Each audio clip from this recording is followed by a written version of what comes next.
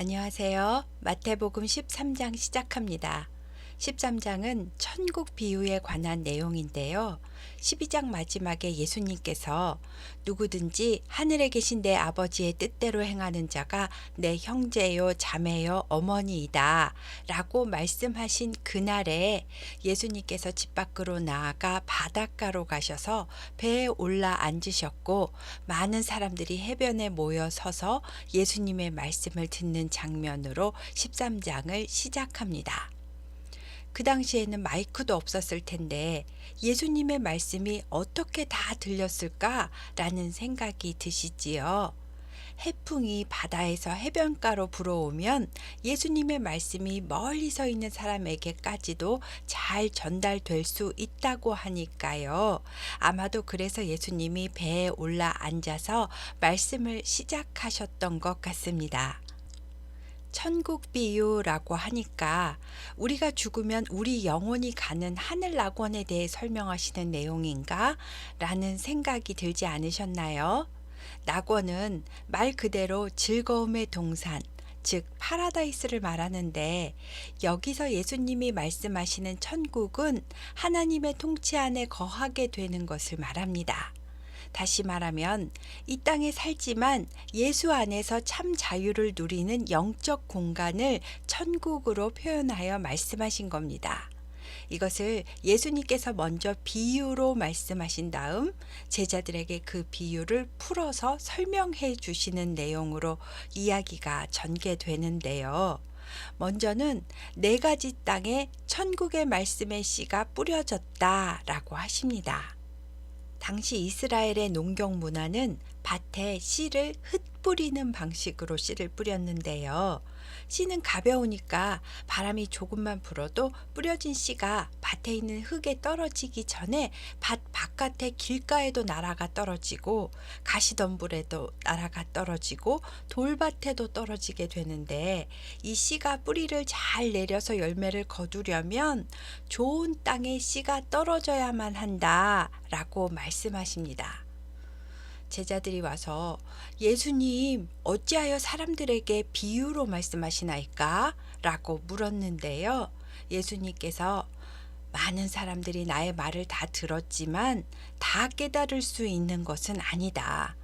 천국의 비밀을 아는 것이 너희들에게는 허락이 되었지만 그들에게는 허락된 것이 아니기 때문이다. 이는 이사야의 예언에 듣기는 들어도 깨닫지 못할 것이요 보기는 보아도 알지 못하리라 한 말이 그들에게 이루어짐이라. 그러나 제자들아 너희는 나를 직접 보고 너희의 귀는 나의 말을 직접 들으니 너희는 복이 있도다. 이전에 많은 의인과 많은 선지자들이 있었지만 그들에게는 이것이 허락되지 않았었느니라 라고 하시며 첫 번째 비유에 대해 설명을 해주십니다. 여기서 씨는 천국 말씀이고 밭은 너희의 마음이야. 천국 말씀을 듣고 깨닫지 못할 때에는 새가 와서 씨를 주워 먹듯이 악한 자가 와서 그 마음에 뿌려진 말씀의 씨를 빼앗아 간단다. 이것은 길가에 씨가 뿌려진 자를 말하는 거야. 돌밭에 씨가 뿌려졌다는 것은 말씀을 듣고 즉시 기쁨으로 받기는 하는데 돌밭은 석회 안반 위에 흙이 얇게 덮여 있기 때문에 돌 때문에 뿌리를 내릴 수가 없잖아. 그러니 싹은 올라오겠지만 잠시 믿음을 지키다가 복음의 말씀 때문에 환난이나 박해나 어려움이 생기면 더 이상 버티지 못하고 곧바로 넘어지는 자를 말하는 거야. 그리고 가시떨기에 떨어졌다는 것은 말씀을 듣고 싹도 나고 뿌리도 내리겠지만 가시덤불이 위를 막고 있으면 위로는 더 이상 싹이 자라나지 못하듯이 신앙생활을 처음에는 잘하는 것처럼 보여도 세상의 염려와 재물의 유혹에 말씀이 막혀 결국에는 열매를 맺지 못하는 자를 말하는 것이다. 마지막으로 좋은 땅에 뿌려졌다는 것은 말씀을 듣고 깨닫는 자를 말하며 이 사람은 열매를 맺게 되는데 어떤 것은 100배, 어떤 것은 60배, 어떤 것은 30배의 결실을 맺을 수가 있단다 라고 하셨습니다. 여기서 100배, 60배, 30배의 결실은 돈이 아닙니다. 경건한 삶의 열매, 말씀의 열매를 말하는 것입니다. 말씀의 열매는 좋은 밭이어야만 결실이 있다라고 하신 겁니다. 그 다음 두 번째 비유도 밭이 나오는데요. 같은 밭이지만 첫 번째 비유는 두 번째 비유와는 다른 비유입니다. 두 번째 비유의 밭은 성도의 심령을 말하는 것이 아닙니다. 두 번째 비유의 밭은 세상 전체를 의미합니다. 그리고 씨앗도 말씀을 의미하는 것이 아니라 좋은 성도가 될 좋은 씨앗, 즉 천국의 아들들이라고 표현하셨습니다. 그리고 좋은 씨를 뿌리는 자는 예수님을 말합니다. 이것은 36절부터 예수님께서 다 풀어서 설명해 주신 내용입니다. 천국은 좋은 씨를 자기 밭에 뿌린 사람과 같다라는 말은 예수님께서 세상에 좋은 씨, 즉 복음의 백성들을 심어 놓으셨다라는 말입니다. 그런데 밤에 몰래 원수가 와서 좋은 씨만 뿌려진 밭에다가 가라지 씨를 더 뿌려 놓았답니다. 그래서 세상이라는 밭에는 가라지와 좋은 씨가 함께 자라게 되었습니다. 이제 싹이 나고 어느 정도 자라나서 보니까 밭에 가라지가 섞여 자라나는 것을 발견합니다. 가라지는 깐부기의 일종인데요. 밀싹하고 아주 비슷하게 생겨서 구분하기도 어렵고 독성이 있어서 밀과 함께 추수하여 밀가루에 섞여 들어가서 음식을 하게 될 경우 복통과 설사를 일으킨다고 합니다. 밭 주인의 종들이 주인님, 지금 저 가라지들을 뽑아버릴까요? 라고 물었더니 지금은 가라지와 알곡의 뿌리가 엉켜 있어서 곡식까지 같이 뽑힐 수가 있으니까 추수 때까지 가만두어라. 내가 추수할 때 추수꾼들에게 가라지를 먼저 다 뽑게 하여서 불사르게 단으로 묶은 다음 곡식들만 따로 모아서 내 곡간에 넣으라고 지시할 것이다. 라고 하셨습니다. 이 세상에는 하나님의 선한 백성들과 악한 백성들이 뒤섞여 살고 악한 자들이 오히려 더 잘되고 잘 사는 것처럼 보일지라도 추수할 때가 되면 악한 자들은 먼저 뽑혀서 불에 태워질 단으로 묶여질 것이다. 하나님의 곡간에는 좋은 열매 맺는 자들만 들어갈 수 있다. 라고 하신 겁니다. 다음 세 번째 비유와 네 번째 비유는 천국의 확장성에 관한 비유인데요. 천국은 마치 사람이 자기 밭에 갖다 심은 겨자씨 한 알 같아서 처음에는 아주 작은 씨 한 알이었지만 나중에 겨자씨가 자라난 후에는 풀보다 커져서 나무가 되어 공중의 새들이 와서 그 가지에 깃들일 정도로 자라난다 라고 하셨고요. 천국은 마치 여자가 가루 서말 속에 갖다 넣어서 전부 부풀게 한 누룩과 같이 하나님의 복음은 점점 확장되어 퍼져나갈 것이다 라고 하셨습니다.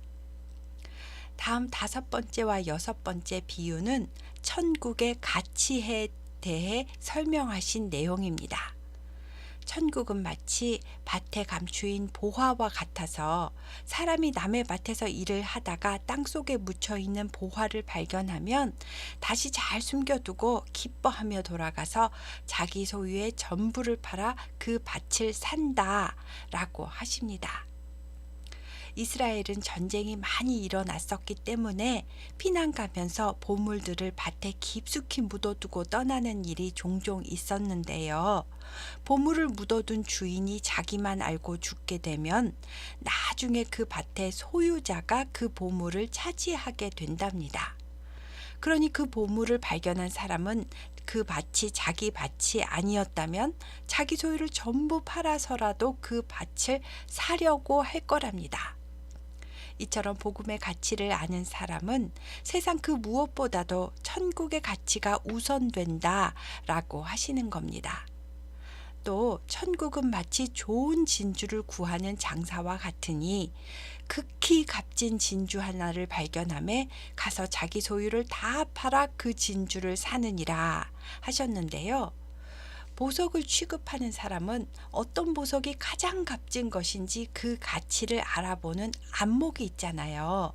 보석을 파는 상인이 좋은 진주를 구하려고 여기저기 다녔는데 아주 귀한 값진 진주를 발견했답니다. 그러면 다른 자잘한 보석들을 다 팔아서 처분하더라도 가장 값진 그 진주 하나를 사려고 하지 않겠느냐? 라고 하신 건데요. 이처럼 천국은 너희의 모든 것을 팔아서 살 만큼 세상 무엇보다도 가치가 있다 라고 하신 겁니다. 마지막 7번째는 천국은 마치 바다에 치고 각종 물고기를 모으는 그물과 같다. 물고기가 그물에 가득 잡히면 그물을 물가로 끌어와 앉아서 좋은 물고기는 그릇에 담고 상품 가치가 없고 율법에 부정한 물고기는 그냥 내버리지 않느냐. 이처럼 세상 끝에도 이러할 것이다. 세상 끝날에는 천사들이 와서 의 중에서 악인을 갈라내어 풀문 불에 던져 넣으리니 거기서 울며 이를 갈리라 하셨습니다. 그물이 교회라면 그 교회 안에는 각종 물고기들이 전부 다 들어올 수 있다.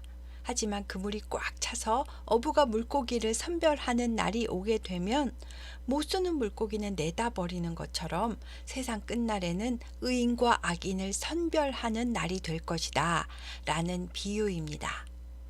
예수님은 7가지 비유를 다 설명하시고 제자들에게 이 모든 것을 깨달았느냐? 라고 물으십니다. 제자들은 예, 그러하오이다 라고 대답했습니다. 여러분도 이 모든 것을 깨달으셨나요?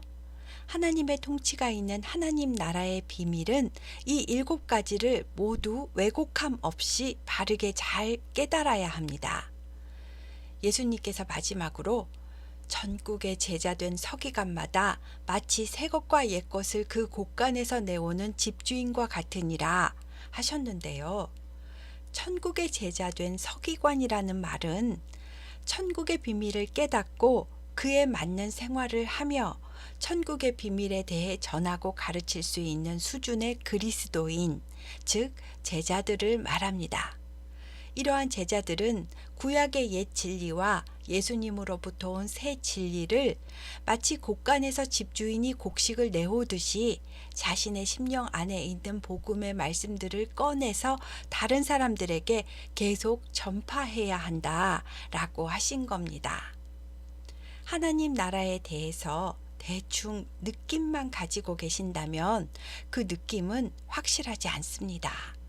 느낌은 내 생각일 뿐입니다. 확실한 것은 성경입니다. 성경이 말씀하시는 그리스도를 아는 지식만이 나를 자유하게 할 수 있음을 꼭 기억하셨으면 좋겠습니다. 예수님께서는 이 모든 비유를 마치신 후에 그곳을 떠나서 고향으로 가셨습니다. 그리고 회당에서 말씀을 가르치셨는데요. 고향 사람들은 예수님의 가르침을 듣고 놀라면서도 아니, 이 사람의 이런 지혜와 능력이 어디서 났느냐? 저 예수는 요셉이라는 목수의 아들이고 그의 어머니는 마리아이다. 그의 형제들은 야고보와 요셉, 시몬, 유다이지 않느냐? 또 그 누이들도 다 우리와 함께 있거늘. 그런데 이 사람은 도대체 어디서 이 모든 것을 얻었단 말인가? 라고 하면서 예수님을 배척했답니다. 고향 사람들은 저 하찮은 집안에서 그리스도가 나온다는 것이 도저히 용납이 되지 않았었나 봅니다. 예수님께서는 그들에게 선지자가 자기 고향과 자기 집 외에서는 존경을 받지 않음이 없느니라 하시고 고향 나사렛에서는 사람들이 믿지 않았기 때문에 많은 능력을 행하지 않으셨답니다. 여기까지가 13장의 이야기입니다. 다음 14장은요. 세례 요한이 이미 처형이 되었고 헤롯이 예수의 소문을 듣고는 죽은 세례 요한이 되살아난 것이 아닌가 하며 두려워하는 이야기로 시작합니다. 여기에 나오는 분봉왕 헤롯은 헤롯 대왕의 아들이며 헤롯 안디바라고 불리는 헤롯 안티파스입니다. 헤롯 안티파스에게는 이복 형제 중에 헤롯 빌립 1세가 있었고 헤롯 빌립의 아내가 헤로디아였거든요. 그런데 헤로디아는 왕비가 되고 싶고 헤롯 안디바도 헤로디아의 혈통적 명분이 필요해서 이 두 사람은 둘 다 자기의 본 배우자를 버리고 이혼을 한 후 정치적 목적에 의해서 둘이 재혼을 했습니다. 이것을 세례 요한이 옳지 않은 일이라고 반복해서 지적을 하니까 헤롯은 화가 나서 요한을 잡아 투옥시켜 버렸습니다. 헤롯은 세례 요한을 그냥 죽여버리고 싶었지만 많은 사람들이 요한을 선지자로 여겼기 때문에 여론을 두려워하여 옥에 가둔 것입니다. 그런데 헤로디아는 부디 풀리지가 않아서 자기 딸을 이용해서 수를 쓰는데요. 헤롯 안디바의 생일에 헤로디아의 딸이 춤을 추며 헤롯을 기쁘게 하니까 헤롯은 기분이 좋아서 헤로디아의 딸에게 네가 무엇을 구하든지 달래는 대로 다 주겠다 라고 약속을 합니다. 헤로디아의 딸은 자기 어머니가 시킨 대로 세례 요한의 머리를 소반에 얹어서 여기서 나에게 주소서 라고 대답합니다. 헤롯은 여론이 두려웠지만 생일 초대한 사람들 앞에서 맹세를 했으니까요. 할 수 없이 사람을 보내어 옥에서 세례 요한의 목을 베고 머리를 소반에 얹어 와서 헤로디아의 딸에게 주었습니다. 그리고 소녀는 자기 어머니 헤로디아에게 요한의 머리를 가져갔답니다. 요한의 제자들은 세례 요한의 시체를 가져다가 장사하고 예수님에게 가서 이 사실을 알렸습니다. 예수님의 마음이 어떠셨을까요? 여자가 낳은 사람 중에 이보다 더 큰 이가 없다라고 한 세례 요한인데요. 태어날 때부터 성령 충만한 세례 요한이 이렇게 30년 정도밖에 살지 못하고 광야에 살면서 제대로 먹지도 못하고 입지도 못하고 나중에는 감옥에 투옥되었다가 어느 날 갑자기 어이없게 악녀의 계략 때문에 목이 잘려 죽었다? 사실 저는 예전부터 이 부분이 너무하다는 생각이 들었습니다. 하나님에게 세례 요한은 그냥 소모품인가? 라는 생각까지 들었거든요. 요한의 어머니 엘리사벳의 마음은 또 얼마나 힘들었을까라는 생각이 늘 마음속에 남아 있었습니다. 아마도 세례 요한은 우리와는 다른 하나님의 손이 늘 함께하는 무엇인가가 있었을 것 같고요. 그의 부모님에게도 성령의 위로의 만지심이 분명히 있지 않았을까라는 생각이 듭니다. 예수님은 세례 요한의 죽음에 대해 들으시고 배를 타고 떠나사 따로 빈들에 가셨답니다. 예수님도 마음이 너무 많이 아프셔서 혼자만의 시간을 가지시려고 했던 것 같은데요. 무리들은 예수님이 어디 계신지 듣고 걸어서 예수님을 따라갔답니다. 예수님은 이런 마음 상태로는 아무것도 하고 싶지 않으셨겠지만 큰 무리들을 보시고 불쌍한 마음이 들으셔서 병자들을 또 고쳐주셨답니다. 그러다 보니 날이 어둑어둑 저녁 시간이 되었습니다. 모여온 무리들도 제자들도 배가 고팠지만 빈들이니까요. 아무 먹을 것이 없었습니다. 제자들은 예수님께 나아가 예수님, 이곳은 빈들이고 때도 이미 저물었으니 무리를 보내어 마을에 들어가 먹을 것을 사 먹게 하소서 라고 하자 마을까지 갈 것 없다. 너희가 먹을 것을 주어라 라고 하십니다. 제자들은 예수님, 지금 우리에게 있는 것은 떡 5개와 물고기 2마리밖에 없습니다 라고 하니 예수님께서 그것을 내게 가져오라 하시고 무리를 명하여 잔디 위에 앉히신 다음 떡 5개와 물고기 2마리를 가지사 하늘을 우러러 축사하시고 떡을 떼어 제자들에게 나눠주라고 주시니 제자들이 그 오병이어를 무리에게 나눠줍니다. 그런데 기적이 일어났습니다. 아무리 계속 나눠주어도 떡과 물고기가 줄어들지 않습니다. 그래서 그 큰 무리가 다 배불리 먹고도 남은 조각들을 12바구니에 가득 차게 거두었답니다.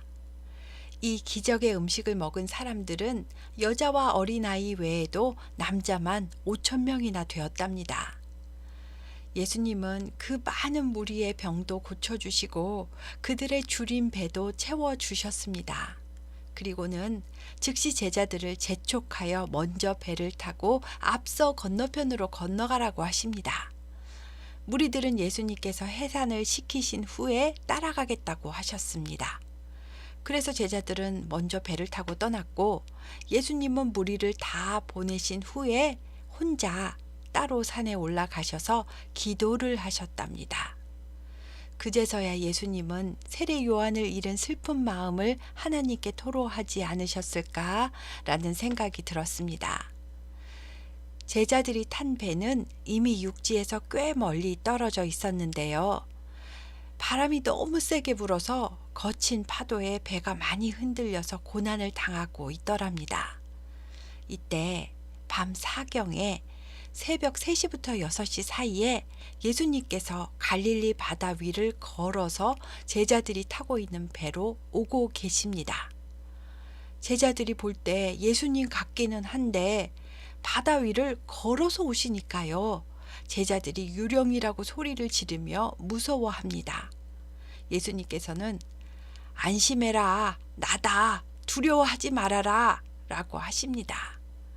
이때 베드로가 주여, 만일 주님이시거든 나를 명하사 물 위로 오라 하소서 라고 말합니다. 예수님이 그래 오너라 하셨고 베드로가 배에서 내려 자기도 물 위를 걸어 예수님께로 갑니다. 하지만 잠시 후 예수님을 바라보던 베드로의 시선이 바람과 파도를 보게 되자 두려운 마음이 들어와서 금방 바다에 빠져버렸답니다. 베드로는 허우적대면서 주여 나를 구원하소서 라고 외칩니다.